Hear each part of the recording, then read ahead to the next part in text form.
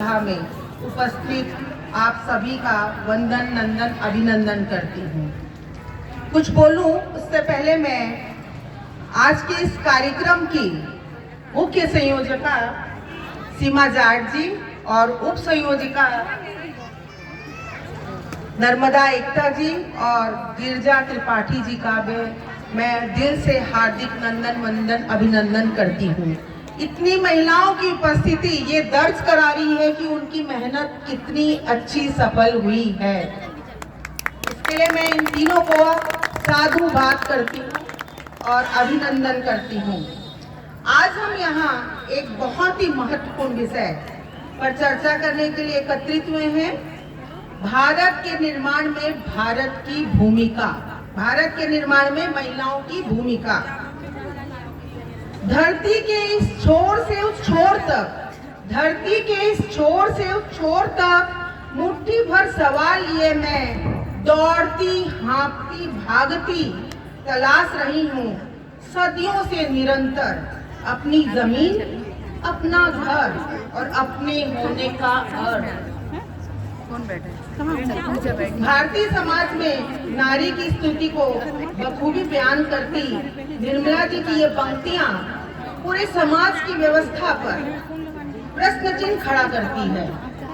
भले ही आज हम यह कहकर अपनी पीठ थपथपा देते हैं कि आजादी के 75वें साल में हमारी महिला चांद पर चढ़ गई है, हमारी महिला फाइटर प्लेन उड़ा रही है, ओलंपिक में पदक जीत रही हैं, या बड़ी बड़ी कंपनियां चला रही हैं,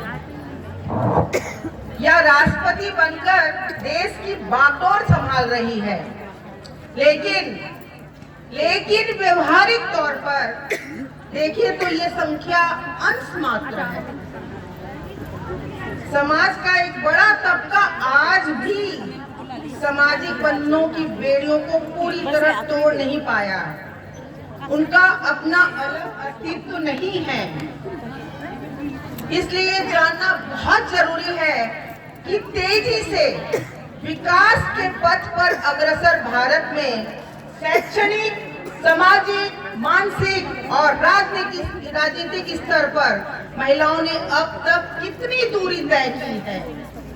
आजादी के बाद महिलाओं का समाज में सम्मान बढ़ा, लेकिन उनके सशक्तिकरण की गति दशकों तक धीमी रही। सशक्त होने का आशय केवल घर से बाहर निकलकर नौकरी करना या पुरुषों के कंधे से कंधा मिलाकर चलना नहीं है। सशक्त होने का आशय यहाँ पर उनके निर्णय लेने के आधार पर है कि वो अपना निर्णय स्वयं ले रही है।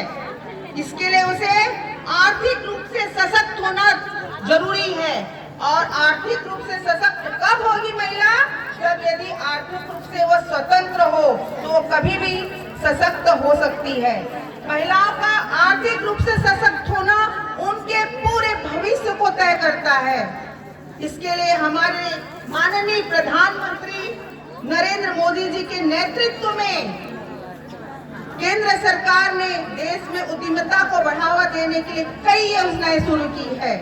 अनुसूचित जाति, अनुसूचित जनजाति एवं महिला उद्यमी के सामने आने वाली चुनौतियों को दूर करने के लिए स्टैंड अप इंडिया और स्टार्टअप संबंधित कई योजनाएं शुरू की है। अब